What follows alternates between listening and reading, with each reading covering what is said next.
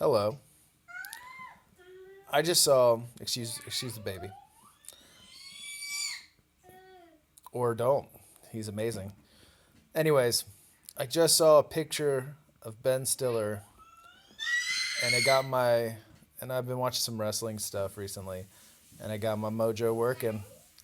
They need to do a buyout pick on Ric Flair, the Nature Boy, with Ben Stiller. He could do a comedic version of it.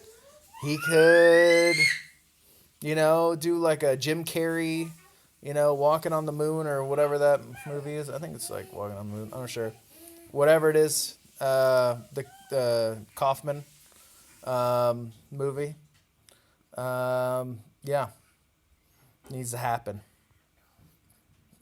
YouTube, people, put it on Twitter, put it on wherever.